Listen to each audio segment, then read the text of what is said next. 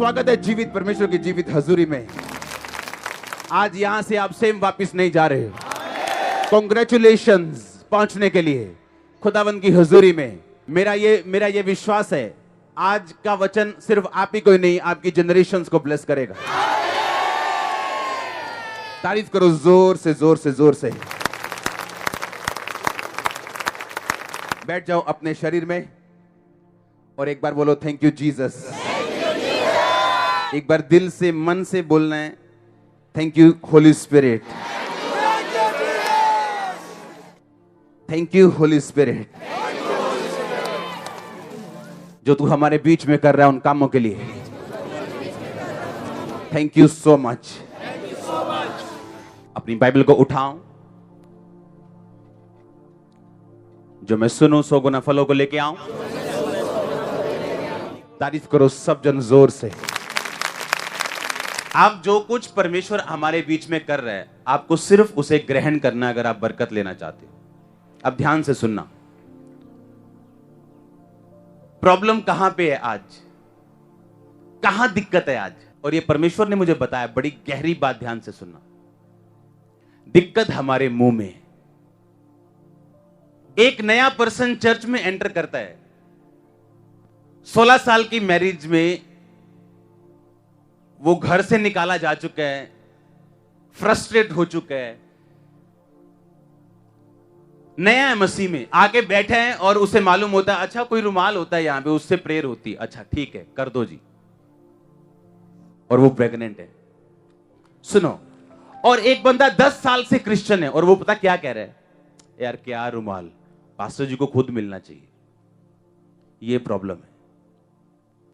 वहां आप ब्लॉक करते हो उस अनॉइंटिंग को जो उस रुमाल के ऊपर है, और कभी भी आपकी लाइफ में काम नहीं होगा। एक दिन प्रीच करते करते मैंने कहा क्या छोड़ दूं प्रीचिंग, हीलिंग करूं। मतलब मैंने हीलिंग को थोड़ा सा क्रिटिसाइज कर दिया और परमेश्वर ने मेरी डांट लगाई कि किसी भी गिफ्ट को क्रिटिसाइज नहीं करना। प्रीचिंग इंपॉर्टेंट है तो हीलिंग भी इंपॉर्टेंट है, डिलीवरेंस भी इंपॉर्टेंट है, मिरेकल्स भी इंपॉर्टेंट है। प्रेरितों के काम 19 उसकी 11 आयत में लिखा, परमेश्वर पौलुस के हाथ से सामर्थ्य के अनोखे काम दिखाता था, यहां तक कि रुमाल और अगोछे उसकी देह से स्पर्श कराकर बीमारों पर डालते थे और उनकी बीमारियां जाती रहती थी और दुष्ट आत्माएं उनमें से निकल जाया करती थी। अब ये बाइबल कह रही, मैं नहीं कह रहा हूं, कि पौलुस के शरीर से जब रुमाल लेके दुष्ट आत्मा के ऊपर लगाते थे और बीमारों के ऊपर लगाते थे, वो लोग हीलिंग लेते थे और डिलीवरेंस लेते थे। एक पास्टर से मेरी बात हो रही थी, मैंने कहा बहुत से पास्टर्स इनसिक्योरिटी में बहुत सारी ऐसी चीजें बोल देते हैं जो उन्हीं के लिए एक फंदा बन जाती हैं। अगर उनके चर्च मेंबर ने किसी को बोल दिया, एक हमरा में बहुत लोग थे, तो बोलते अरे यार कोई भीड़ मेला लगा थे, परमेश्वर कहते जैसे 2 या 3 मेरे नाम जी इकट्ठे होते मैं हाजिर थे नाजर। मरकुस 1 उसकी 29 में लिखा, वो तुरंत आराधनालय से निकलकर, कौन, यीशु मसीह, याकूब और यूहन्ना के साथ शमौन और अंद्रयास के घर आया। संध्या के समय जब सूर्य डूब गया तो लोग सब बीमारों को और जिनमें दुष्ट आत्माएं थी उसके पास लाए और सारा नगर द्वार पे इकट्ठा हुआ। बोलो सारा नगर। मरकुस 2 की 1 में लिखा, कई दिन के बाद वो फिर कफरनहूम में आया और सुना गया कि वो घर में है। इतने लोग इकट्ठा हुए कि द्वार के पास जगह भी नहीं थी और वह उन्हें वचन सुना रहा था। 33 आयत में लिखा, पूरा नगर इकट्ठा हुआ। 2 बाप में लिखा, इतने लोग इकट्ठा हुए कि उनके दरवाजों के पास जगह नहीं थी। फिर 2 के 13 में लिखा, वो फिर निकलकर झील के किनारे गया और सारी भीड़ उसके पास आई और वो उन्हें उपदेश देने लगा। सारी भीड़, ये अलग अलग वचन है, ये एक ही भीड़ नहीं है, मैं अलग अलग वचन पढ़ रहा हूं। अगर मैं पूरी स्टोरी पढ़ूंगा तो रात हो जाएगी। आप मरकुस को अगर ध्यान से पढ़ेंगे, फिर 3 बाप उसकी 7 आयत में पढ़ूंगा, यीशु अपने चेलों के साथ झील की ओर चला गया। ये उसके बाद की बात है, और गलील से एक बड़ी भीड़ उसके पीछे हो ली। यहूदिया, यरूशलेम, इदुमिया, यरदन के पार, सूर, सैदा के आसपास की एक बड़ी भीड़ यह सुनकर कि वो कैसे अचंभे के काम करता है, उसके पास आई। एक बड़ी भीड़। मरकुस 3 उसकी 20 आयत में लिखा, फिर वो घर में आया और ऐसी भीड़ फिर इकट्ठी हो गई कि वो रोटी भी ना खा सके। फिर बोलो भीड़। 31 आयत में लिखा, तब उसकी माता और उसके भाई आए और बाहर खड़े होकर उसे बुलावा भेजा। भीड़ उसके आसपास बैठी थी, इसलिए उसने कहा, तेरे माता और भाई तुझे बाहर ढूंढते हैं। फिर बोलो भीड़। मरकुस 4 बाब उसकी 1 आयत में पढ़ूंगा, फिर वो एक दिन झील के किनारे उपदेश देने लगा और एक बड़ी भीड़ उसके पास इकट्ठी हो गई कि झील के एक नाव पर वो चढ़कर बैठ गया और सारी भीड़ भूमि पर झील के किनारे खड़ी रही। फिर बोलो भीड़। ये उन लोगों के लिए जो भीड़ को क्रिटिसाइज करते हैं। जहां जहां आपको यीशु मसीह मिलेंगे बाइबल में, वहां वहां भीड़ मिलेगी आपको। दिखाओ एक जगह बाइबल में जहां यीशु मसीह खड़े हो और भीड़ ना हो। सुनो, अगर खुदा का आत्मा आपके अंदर है तो भीड़ होगी भाई। अगर आप ठन ठन बजने वाले हैं, सिर्फ करने वाले कुछ नहीं है, तो सिर्फ आप खाली होंगे, कुछ नहीं होगा। 4:35, उस दिन जब सांझ हुई, यानी एक और दिन जब, और उसके चेलों से उसने कहा, आओ हम पार चलें। और वो बड़ी भीड़ को छोड़कर जैसा वो था नाव में चला गया। कई बार तो ऐसा हुआ यीशु मसीह भीड़ को छोड़ के भाग गए कि बस अब बहुत हो गया, मैं जा रहा हूं, मैंने हीलिंग कर दी, डिलीवरेंस कर दिया, मैंने और भी जाना है, मैं तुम्हारे पास सिर्फ नहीं आया हूं। और लिखा, जैसे ही वो निकल के अगले देश में, अगले शहर में गए, लोग देख के वहीं इकट्ठे हो गए फिर से, उसी देश के, और एक बड़ी भीड़। और लोग बोलते हैं कि भीड़ शैतानी है। कौन सी बाइबल पढ़ते हो आप? और ये तो मैंने सिर्फ आपको 4-5 बाब, देखो मरकुस का एक भी अध्याय भीड़ के बिना नहीं। और जहां जहां प्रभु यीशु मसीह थे वहां भीड़ थी। अगर हम क्रिश्चियन लोग अपने मुंह को इस्तेमाल में लाना जान जाएं, हमारे जैसा दुनिया में कोई आशीषित नहीं होगा। दुनिया में। इसी मरकुस का 6 बाब उसकी 7 आयत से 13 आयत तक मैं पढ़ूंगा। उसने 12 को अपने पास बुलाया और 2-2 करके भेजा। अशुद्ध आत्माओं पे उन्हें अधिकार दिया और आज्ञा दी कि ना रोटी, ना झोली, ना बटुआ, सिर्फ लाठी लेना और कुछ ना लेना, जूतियां पहनना, 2-2 कुर्ते ना पहनना, जहां तुम उतरो उस घर को आशीष देना, उसी घर पे ठहरे रहना। अगर वो तुम्हारी ना सुने तो अपनी धूल झाड़ देना उस घर के बाहर। तब उन्होंने जाकर लिखा, प्रचार किया कि मन फिराओ। और 13 आयत में लिखा, और बहुत सी दुष्ट आत्माओं को निकाला और बहुत से बीमारों पर तेल मलकर उन्हें चंगा किया। पढ़ो अपनी बाइबल। लिखा, उन्होंने बहुत सी दुष्ट आत्माओं को निकाला और बहुत से बीमारों पर तेल मलकर उन्हें चंगा किया। तेल मलकर, अनॉइंटिंग ऑयल से उन्हें हील किया। और लोग बोलते हैं अनॉइंटिंग ऑयल नहीं होना चाहिए। मूसा के पास लिखा, इतने लोग थे कि वो काम नहीं कर पा रहा था, तो मूसा का जब ससुर आया उसके पास, तो उसने देखा कि एक दिन मूसा ऐसे बैठे हैं और सारे लोग उसके आसपास खड़े हैं और वो सबका केस लेके बैठा है और उनको बता रहा है, तुम्हें ऐसा करना चाहिए, तुम्हें ऐसा करना। और मूसा का ससुर कहता है तुम जो कर रहे हो ये बड़ी भारी चीज है, तुम थक जाओगे, तुम ये काम नहीं कर पाओगे, ये काम तुम्हारे लिए भारी है। तुम ऐसा करो कि 1000, 100, 50 लोगों पे लोग ठहरा दो। यानी परमेश्वर ने एक डिवाइन, ईश्वरीय एक उसे योजना दी, एक उसे तरीका दिया इतने लोगों को हैंडल करने का। हालेलुया। और ये अनॉइंटिंग हैंकी, ये खुदा का तरीका है आपको हैंडल करने का। कहता अगर तू अकेले अकेले का बात सुनेगा तू थक जाएगा और तुझसे ये काम फिर होगा नहीं। तू ऐसा कर, परमेश्वर जो मैं तुझे सलाह देता हूं उसे तू फॉलो कर। इमेजिन करो अगर हर संडे में आप पे हाथ रख के प्रार्थना करूं, तो क्या ऐसा पॉसिबल है? नहीं। पर आपको ये सेम मसा ही छुए, मैं ये चाहता हूं। तो परमेश्वर ने ये अरेंज किया आप लोगों के लिए। उन्होंने लिखा, उन्होंने बहुत से बीमारों पर तेल मलकर उन्हें चंगा किया। जोर से बोलो हालेलुया। लिखा, पौलुस ने रुमालों को भेजा। उन्होंने ये वाले जो 12 चेले, पतरस, याकूब, यूहन्ना, अंद्रियास, ये इन्होंने तेल मलकर लोगों को चंगा किया। सदूकी और फरीसी हमेशा परमेश्वर की खिलाफत करने में लगे रहते थे, उन्हें कोई काम नहीं था। और लिखा, उन्हें उसे हमेशा पकड़ने की वो चाह रखते थे। अगर आपका सगा बेटा हो, आप उसको मीडिया पे जाके समझाओगे कि उसको आप डायरेक्ट समझाओगे? कैसे समझाओगे? डायरेक्ट समझाओगे। आज लोग बोलते हैं हम प्यार करते हैं खुदा से, पर वो खुदा से प्यार नहीं, उससे नफरत करते हैं अपनी बातों से। क्योंकि अगर तुम खुदा से प्यार करते, तुम उसके लोगों से भी प्यार करते। पर यीशु मसीह ने हमें पहले ही बता दिया कि अगर तुम सच्चा काम करना चाहोगे तो सताए जाओगे। यूहन्ना बपतिस्मादाता कहता, तुमने गलत किया और पाप किया, उसको राजा ने पकड़ लिया।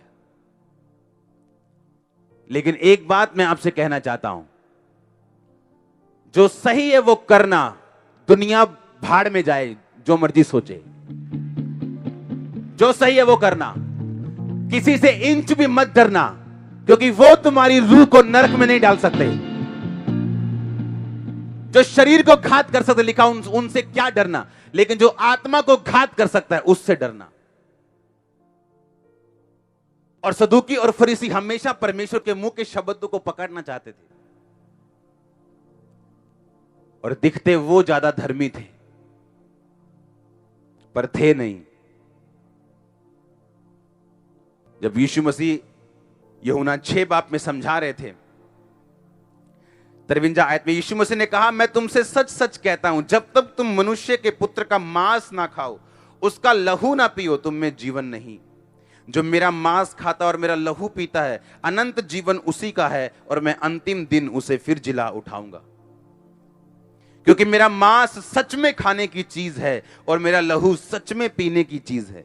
जो मेरा मांस खाता और लहू पीता, वो मुझ में स्थिर बना रहता है और मैं उसमें। जैसे जीवित पिता ने मुझे भेजा और मैं पिता के कारण जीवित हूं, वैसे ही वो जो मुझे खाएगा मेरे कारण जीवित रहेगा।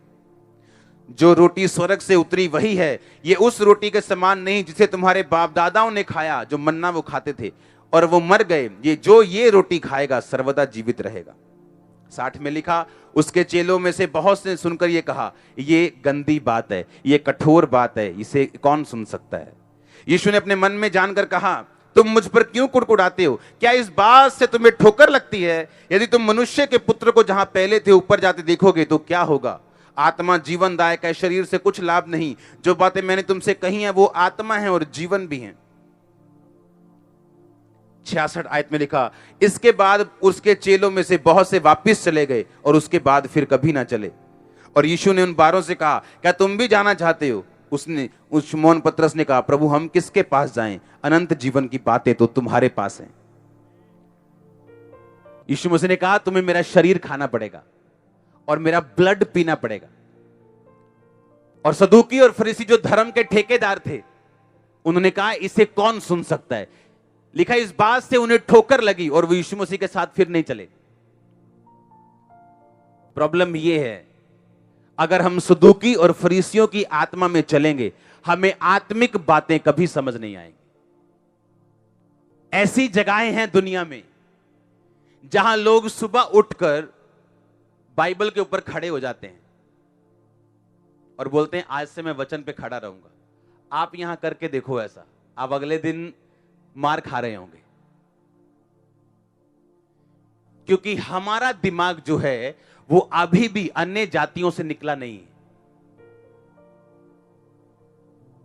और हम अभी भी उसी शंगन मंगन में पड़े हैं जिससे हमें बाहर निकलना चाहिए था। एक चर्च में जाता हूं, वहां पे जमीन पे लिखा है ऐसे, जीसस इज लॉर्ड, जमीन पे लिखा है। आप यहां लिख के बताओ, आप नहीं लिख पाओगे, क्योंकि हम जहां से निकले हैं वो चीजें आपको अलाउ नहीं करती। पर जो आत्मा में फ्री है वो जानता है कि वचन यहां है और जो खुदा के मुंह से निकला वहां है। ये जो हाथ में पकड़ा है ये जरिया है सिर्फ। लेकिन प्रॉब्लम ये है, अगर हर चीज को नफरत की निगाह से हम देखेंगे तो फिर अलग कहानी है। हालेलुया। और यही चीज यीशु मसीह के साथ होती थी। और मैं आपको एक चीज बताना चाहता हूं, जो कुछ पवित्र आत्मा बोले करने के लिए उसे करो। लोग क्या सोचते हैं नो मैटर, कोई मायने नहीं रखता। यूहन्ना ने सच्ची बात बोली, उसका विरोध हुआ। बाइबल कहती है जो यूसुफ था वो अपने भाइयों की बुराइयां पिता को बताता, इसलिए लोग उससे नफरत करते थे। आप धर्मी जीवन बिताना चाहते हैं, कुछ लोग आपसे नफरत करेंगे, बिना गलती के करेंगे, व्यर्थ बैर करेंगे। पर अगर आप ये प्राइस पे करने के लिए तैयार हो, आप ऑसम होंगे, बेस्ट होंगे। यस, कोई आपको बीट नहीं कर पाएगा जो आप करेंगे। हालेलुया। कितने बातों को समझ रहे हैं? सबसे बड़ी प्रॉब्लम जो आज है कलीसिया में वो कहां है? जीभ निकालो अपनी बाहर, अपनी अपनी जीभ बोलो यहां। ये प्रॉब्लम है। हाँ, एक पास्टर एक दूसरे पास्टर की कलीसिया को देख रहा है, बोलो इतनी बड़ी कलीसिया, और उसका मेंबर उसको प्रभावित होकर बता रहा है, अच्छा वहां पे बहुत काम हो रहा है। अरे छाड़े यार, इनसिक्योरिटी से अब वो भीड़ की बुराई कर रहा है और इनसाइड अपने क्लोजेट में अपने कमरे में जाके खुदा से भीड़ ही मांग रहा है।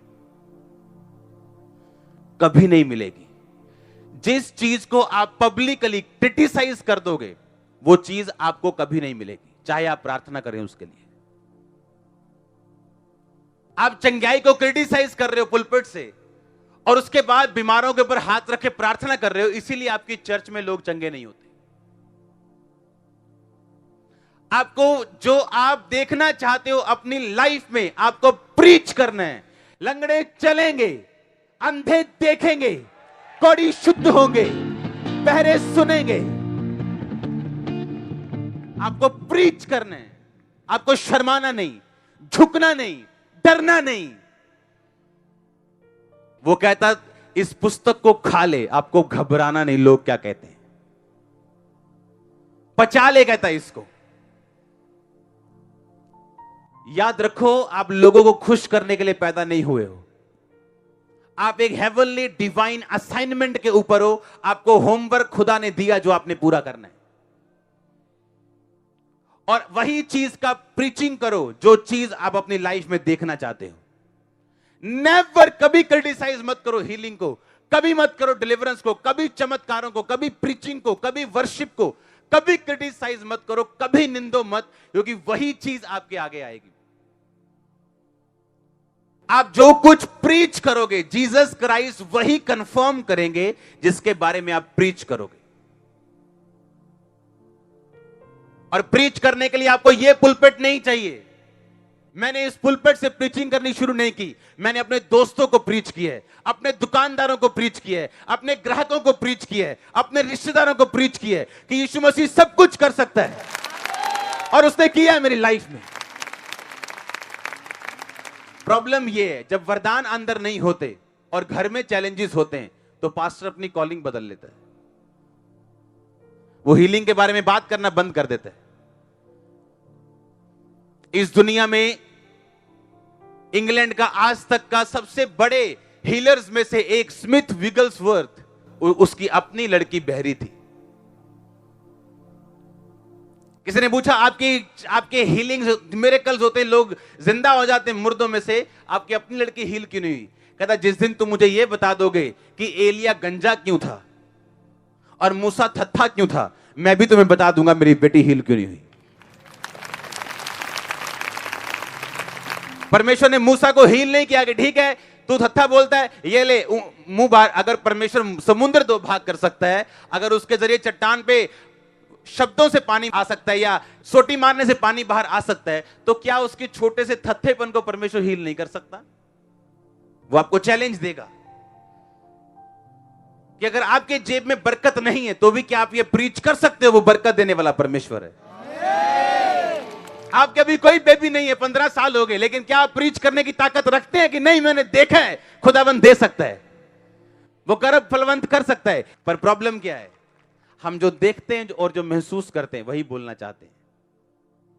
हमारा विश्वास जीरो तो नहीं है पर अल्प है। इसलिए यीशु मसीह ने हमें झिड़क लगाई है बाइबल में, हे अल्प विश्वासियों तुमने क्यों संदेह किया। कहते यीशु मसीह आप नाव के पिछले भाग पर सो रहे थे और आंधी तूफान शुरू हो गया, हमें लगा हम मर रहे हैं, हमने इसलिए आपको आवाज लगाई प्रभु तू हमारी चिंता नहीं है, हम मर रहे हैं। तो परमेश्वर ने कहा हे आंधी शांत रहे, पानी को थम जा बोला और लिखा सब कुछ थम गया। और लोग हैरान हो गए, चले ये क्या है, ये कौन है जो आंधी और पानी इसकी आज्ञा मानते हैं, जो नेचर पे इसका अधिकार है।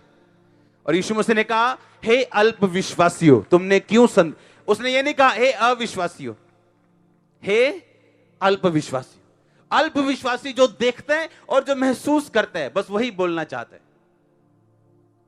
उसे बोलो कि यीशु मसीह एक बांझ को बच्चा देने की ताकत रखते हैं, वो बोलेगा नहीं अभी मुझे नहीं हुआ तो मैं ये बात नहीं बोल सकता। तुझे नहीं हुआ तो क्या हुआ, तूने देखा तो है ना। हाँ मैंने देखा है, कितनी बार, 1000 बार। नहीं अभी मुझे पहले दर्द है यहां पे, क्या तूने देखा नहीं कितने लोग चंगे हुए। हाँ देखा, मेरे साथी चंगा हुआ, मेरी मम्मी चंगी हुई, क्या तू बोल नहीं सकता। प्रॉब्लम कहां है, यहां पे।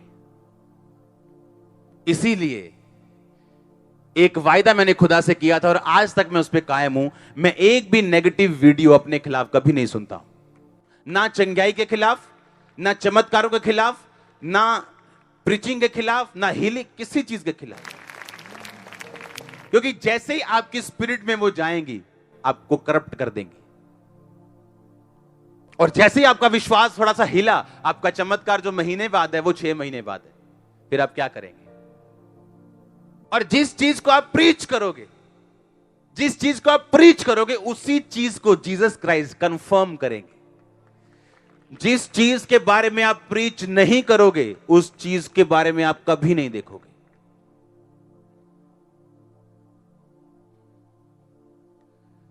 आप लंगड़े चलते देखना चाहते हैं, आपको प्रीच करना है। आप ऐसा प्रीच नहीं करते, हाँ हीलिंग जरूरी ठीक है पर आ चीज बहुत ही जरूरी है, हीलिंग कोई नहीं। आप लंगड़े नहीं देखोगे। आपको हर चीज के बारे में मालूम होना चाहिए, हर चीज की वैल्यू आपको पता होनी चाहिए। साल्वेशन की वैल्यू आपको मालूम होना चाहिए, आपको हीलिंग की वैल्यू मालूम होना चाहिए, मिरेकल्स की वैल्यू मालूम होना चाहिए, डिजर्निंग ऑफ स्पिरिट की, आपको आत्मा की परख की वैल्यू मालूम होना चाहिए। इसलिए बाइबल कहती है कि निंदा मत करो। हालेलुया। सदूकी और फरीसी अपने आप को रखवाले समझते थे लेकिन थे नहीं, और यीशु मसीह की आत्मा की बातों का ज्यादातर विरोध करते थे, पर रहते उसके साथ ही थे और ऑनलाइन रहते थे। आमीन। आपको यह बात समझनी है, हालेलुया, कि पवित्र आत्मा हमारे बीच में क्या कर रहा है, आपको यह समझना है। और जितना आप समझ जाएंगे होली स्पिरिट जो आपके बीच में कर रहा है, उतने आप सेंसिटिव होंगे और तैयार होंगे कि खुदा एक बड़ा आपको स्पर्श देने के लिए तैयार है। फिर उसे पता है she can handle, he can, ये हैंडल कर सकता है इस चीज को। अपने पड़ोसी को बोलो जो परमेश्वर कर रहा है उसे ग्रहण करने के लिए तैयार हो। आमीन। आप समझ रहे मेरी बात को कि नहीं? और ये एनिमी की चाल है, हमें डिस्ट्रैक्ट करना। और याद रखो अभी शुरुआत हुई है। लंगड़े सैकड़ों में चलेंगे, अंधे सैकड़ों में देखेंगे, कोढ़ी सैकड़ों में शुद्ध होंगे। ऐसे कोड़ में आया करेंगे लोग और शुद्ध होंगे। आप पहचान नहीं पाओगे ये पिछले संडे वाला व्हील चेयर वाला बंदा है। वो सब कुछ कर सकता है तो हम देखेंगे, हम देखेंगे भी उसे, क्योंकि वो कर सकता है। आपको हार्ट ओपन, दिल खुला रखना है। अपने आप को बॉक्स में बंद नहीं करना आपको। होली स्पिरिट ने मूसा से वो काम करवाया जो पहले कभी नहीं हुआ था बाइबल में। दाऊद से वो काम करवाया जो पहले कभी नहीं हुआ था। पतरस ने वो काम किए जो पहले कभी नहीं हुए थे। पौलुस ने रुमालों से चंगा किया, पहले कभी नहीं हुआ था। आज भी वो ऐसा करता है जो पहले कभी ना हुआ। इसलिए मैंने कहा धर्म बाउंड्रीज में रखता है आपको। यीशु मसीह धर्म नहीं है, वो आपको फ्री रखता है। आप स्पिरिट से सोच सकते हो, आपकी आईज स्पिरिचुअल ओपन होती हैं। जो खुदा कर रहा है आप उसे देखते हो, उसके प्लान को आप समझते हो कि क्या योजना है परमेश्वर की मेरी लाइफ में। जो काम मैं देख रहा हूं परमेश्वर के, इसका मतलब मेरी लाइफ में परमेश्वर की बड़ी योजना है। एक रुमाल का स्पर्श लेने के बाद एक बंदा 16 साल के बाद बेबी ले सकता है। और सोचो क्यों नहीं शैतान उसके खिलाफ होगा, क्यों नहीं वो ऑयल के खिलाफ, क्यों नहीं वो प्रीचिंग के खिलाफ, क्यों नहीं वो हीलिंग के खिलाफ होगा। लिखा अचंभे के कामों को देखने के लिए, लिखा भीड़ यीशु मसीह के पीछे थी। अब अचंभे का काम हो गया, अब उनको मालूम है कि यीशु मसीह परमेश्वर है। अब वो क्या करेंगे, अब वो वचन पे चलेंगे। वरदान लोगों की हेल्प करते हैं। मैं आपको गारंटी देता हूं, जाओ एनालाइज कर लो। सामर्थी चर्चों के लोग ज्यादा वर्ड में होंगे दूसरे लोगों से, क्योंकि उन्होंने प्रैक्टिकल देखा है, उनका फेथ हाई है। आपका फेथ ज्यादा है, मैं जानता हूं दूसरे लोगों से। क्या केस है जो आपने नहीं देखा? कौन से केस है जो आपने नहीं देखे? हर टेस्टिमनी आ रही। जो होली स्पिरिट कर रहा है उसको क्या बोलना है, क्या करना है, उसको ग्रहण कर। वो आज आपकी जरूरत नहीं, पर कल आपकी जरूरत हो सकती है। वो आपके साथी की कल जरूरत हो सकती है। जो आप देख रहे हो और जो ग्रहण कर रहे हो, वो आपके पड़ोसी की जरूरत हो सकती है। परमेश्वर बड़ा है, उसको एक डिब्बे में बंद नहीं करना। हालेलुया। आपको सेंसिटिव रहना है जो होली स्पिरिट कर रहा है। आमीन। अगर आप सेंसिटिव होंगे, आप वही बोलेंगे जो आप देखना चाहते हो, वही बोलोगे आप। दिमाग कुछ कहे, लोग कुछ कहे, सेंस कुछ कहे, आप वो बोलोगे जो आप देखना चाहते हो। ये सिचुएशन बदलेगी, ये कर्जा जाएगा, ये सिचुएशन मैंने कहा बदलेगी यीशु मसीह के नाम में। ये आप बोलेंगे। आमीन। आप वो नहीं बोलेंगे जो आपके साथ हो रहा है, आप वो बोलेंगे जो आप होते देखना चाहते हो। आप बेस्ट के हकदार हो, बेस्ट के हकदार हो आप यीशु मसीह के नाम में। आप बेस्ट के हकदार हो। आप बिलीव करते हो, आपने बोलना है रोज, एवरी डे। आपका हस्बैंड आपको गाली दे, आपके लोग आपको मारें, आप रोज बोलना है मैं बेस्ट का हकदार हूं, बेस्ट का हकदार हूं। आपको मालूम, जब आप स्पिरिचुअली अलर्ट हो जाते हैं आत्मिक तरीके से, मैं आपको फिर बताता हूं, आत्मिक तरीके से जब आप अलर्ट हो जाते हैं, आपकी लाइफस्टाइल चेंज हो जाती है। कैसे? अगर मैं आत्मा में अलर्ट हूं, हां, और मैं जा रहा हूं, मैं घर पे खाना बना रहा हूं, और मैंने अपनी बहन को देखा, अच्छा इसकी, मेरे को लगता है ये बीमार है थोड़े दिनों से, हील नहीं हो रही, डिलीवर नहीं हो रही। अगर मैं आत्मिक अलर्ट हूं, मेरे लिए ये प्रार्थना का पॉइंट बन जाएगा। मैं जब अपने प्रेयर रूम में जाऊंगा, अपनी बाइबल के पीछे लिखूंगा अपनी सिस्टर के लिए प्रार्थना, हीलिंग, यानी भजन संहिता 103 से, यशाया 40 से, भजन संहिता 91 से मैं इसके लिए प्रेयर करूंगा। क्योंकि मैं स्पिरिचुअली क्या हूं? अलर्ट हूं। जब स्पिरिचुअली मैं अलर्ट हूं, मुझे प्रेयर पॉइंट्स दिखेंगे मेरे आसपास के, मेरी लाइफ के साथ जो जुड़े हुए हैं। मैं एक भाई को देख रहा हूं, हाँ ये मेरा कजन ब्रदर है, अच्छा ये शराब पीने लग गया, अच्छा ये पाप में चला गया, अब मैं उसके पीछे लिखूंगा कजन के लिए प्रार्थना, भजन संहिता 51 से, खुदा इसके पापों को माफ कर, इसे शुद्ध कर, इसे वापस लेके आ, क्योंकि मैं स्पिरिट में अलर्ट हूं। हाँ, और मुझे प्रार्थना करना आता है। मैं प्रार्थना का पॉइंट लिखूंगा। मैं सिर्फ याद करके प्रार्थना नहीं करूंगा, मैं लिख के प्रार्थना करूंगा। और आप रोज जब लिखेंगे, चाहे वो 50 पॉइंट क्यों ना हो जाएं, और रोज दिन में 2 या 3 बार आप परमेश्वर के सामने जाएंगे, आप उन्हीं पॉइंट्स पे प्रार्थना करेंगे। आज 15 पे, कल और 15 पे, परसों 15 पे, खत्म हो गए पॉइंट, फिर से दोबारा, जब तक वो पूरे नहीं हो जाएं। क्योंकि मैं एक बात लोगों को बताता हूं, आप बिना प्रार्थना के बाइबल पढ़ सकते हो, पर आप प्रार्थना बिना बाइबल के नहीं कर सकते। आप बिना बाइबल के प्रार्थना नहीं कर सकते। आप अगर प्रार्थना करने के लिए बैठे हैं और आपके पास बाइबल नहीं है, आपकी प्रेयर इफेक्टिव नहीं है, आपकी प्रेयर असरदार नहीं है। आप जब प्रार्थना करने के लिए बैठेंगे, आप बाइबल के वचनों से प्रेयर करेंगे। इसीलिए बाइबल कहती है 120 लोगों पे पवित्र आत्मा उतरा। वो लोग नहीं थे जो पेंटिकोस्ट का त्योहार मना रहे थे, वो लोग थे जो पेंटिकोस्ट को नहीं मानते थे, अंदर बैठे प्रार्थना कर रहे थे और इस वचन से कर रहे थे कि अंत के दिनों में तू अपना आत्मा सब मनुष्यों के ऊपर उंडेलेगा। योएल 2:28 में प्रभु ये लिखा और आत्मा उतरा। वचन से प्रार्थना की उन्होंने। वो बैठे कोई 120 इमोशनल लोग नहीं थे। चाहे यीशु मसीह के चमत्कारों को उन्होंने देखा था, चाहे यीशु मसीह के द्वारा उन्होंने मुर्दों को जिंदा होते देखा था, पर उन्होंने ऐसी प्रार्थना नहीं की कि प्रभु हमने वो लंगड़ा चलता हुआ देखा, हमने वो लंगड़ा चलना उनके फेथ को बढ़ा चुका था। अब उन्हें मालूम था वचन सच्चा है और योएल 2:28 ने उनकी सहायता की कि वो पवित्र आत्मा अपने दाहिने हाथ से आप पे उतारे। इसका मतलब मैं अगर प्रार्थना करने के लिए बैठा हूं और मेरे पास बाइबल नहीं है तो व्यर्थ है सब कुछ।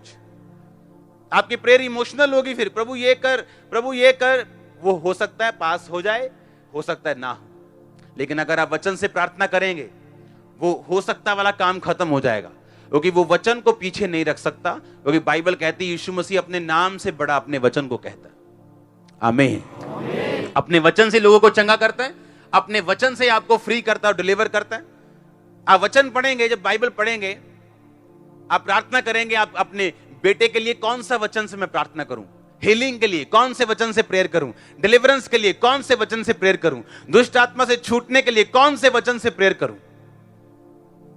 मैं ऐसा चाहता हूं कि आपको कॉल सेंटर में फोन करने की भी जरूरत ना पड़े। आप इतने स्ट्रांग हो जाएं कि आपको पता हो आपके अधिकार क्या हैं। वो तब होगा जब हम स्पिरिचुअली अलर्ट होंगे। होली स्पिरिट जो हमारे सामने कर रहा है, हम उसे ग्रहण करेंगे। हमें मालूम होगा कि जो कुछ खुदा ये कर रहा है, ये सब कुछ खुदा की ओर से और परमेश्वर के डिवाइन अरेंजमेंट, ईश्वरीय इंतजामों की तरफ से ये सब कुछ हो रहा है। हालेलुया। एनिमी क्या कह रहे हैं, हम उस पे कान नहीं लगाएंगे, और जो पवित्र आत्मा हमें कह रहे हैं, हम उस पे कान लगाएंगे, अलर्ट होंगे। और जब हम अलर्ट होंगे, हम अपनी लाइफ में चलते चलते, आप खाना बनाती होंगी, आपको प्रेयर पॉइंट याद आएगा, मैंने किस चीज के लिए प्रार्थना करनी है। आप काम पे जा रहे होंगे, स्कूटर पे जा रहे होंगे, आपको प्रेयर पॉइंट याद आएगा, मुझे इस विषय पे प्रार्थना करनी है। बाइबल आपके पास होगी, आप पेंसिल से लिख लोगे। पेंसिल से इसलिए क्योंकि जब वो प्रार्थना पूरी हो जाएगी, आप उसे मिटे पाएंगे। नहीं तो बाइबल भर जाएगी, आप काली हो जाएगी। आप उसे मिटा दोगे, ये पूरा हो गया। और जब मिट जाए तो एक डायरी पे नोट करना उसे। आप 1 साल बाद हैरान होंगे, आपकी 90% प्रार्थनाएं पूरी हो चुकी और बाकी ऑन द वे। आमीन। क्योंकि हाथी के बच्चे को जन्म लेने में टाइम लगता है, बिल्ली का जल्दी हो जाता है। तो कुछ प्रार्थनाएं आप प्रेग्नेंट हो पर डिलीवरी लेट है, क्योंकि वो बड़ी डिलीवरी है।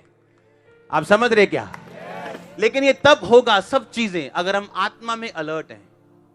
ऐसा नहीं हो सकता मैं प्रेयर करने के लिए बैठूं और मेरे पास बाइबल ना हो, मुझे यही पता ना हो कि मेरी प्रार्थना कौन से बाइबल का वचन सपोर्ट करता है। मैं पढ़ा लिखा नहीं हूं जी, आप 2 महीने में बाइबल पढ़नी सीख सकते हो। आप 70 साल के क्यों नहीं हो, आप बिल्कुल अंगूठा छाप अनपढ़ हो, आप 2 महीने ट्यूशन रख के आप बाइबल पढ़नी सीख सकते हो। खुद की बाइबल पढ़ के आप प्रार्थना कर सकते हो, सिर्फ 2 महीने।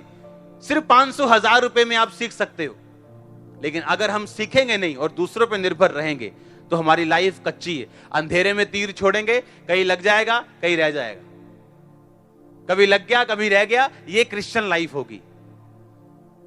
हमने तुक्के नहीं मारने, आमीन। एक स्ट्रांग लाइफ जीनी है, एक सैटेलाइट बनना है, शुरलियां नहीं बनना है, आमीन। हम सैटेलाइट की तरह चलेंगे और जिएंगे, आमीन। ऊंचा आशीष ऊंची, हालेलुया। हमने एक्सेप्ट करना है, तैयार रहना है जो खुदाबंद हमारे बीच में कर रहा है, आमीन। जो हमारे बीच में हो रहा है उसे स्पिरिचुअल आइज के साथ देखना है। हमें दिक्कत नहीं होगी, फिर हम ग्रहण कर पाएंगे वो सब काम जो परमेश्वर आपकी लाइफ में करना चाहता है।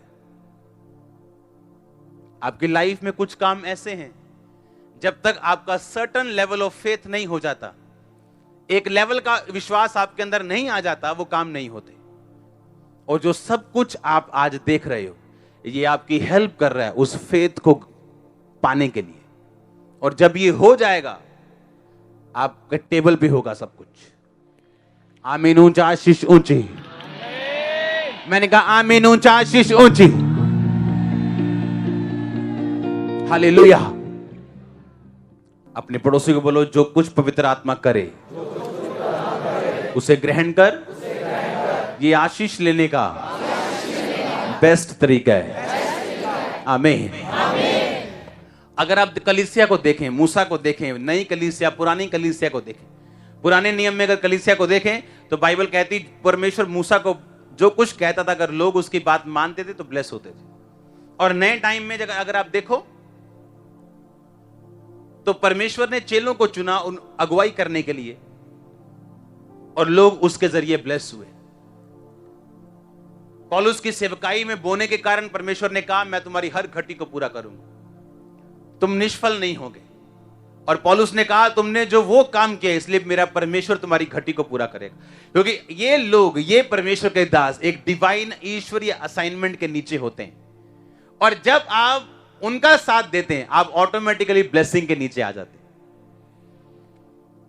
और इसीलिए शैतान उन्हीं पे अटैक करने की कोशिश करता है, पर उसके हाथ ठेंगा भी नहीं आएगा, खाली वाला ठेंगा भी नहीं आएगा।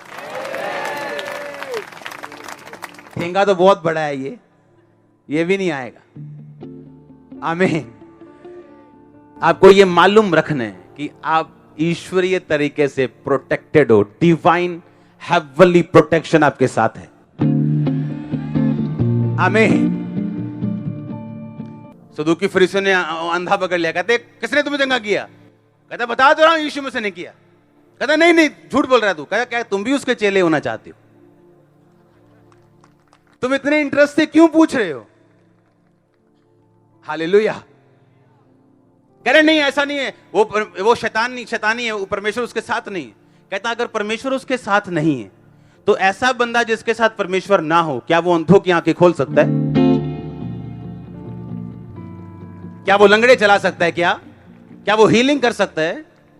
कहते शैतान हीलिंग करता है। कहां करता है शैतान हीलिंग? दिखाओ बाइबल में उसने हीलिंग की हो। नेवर।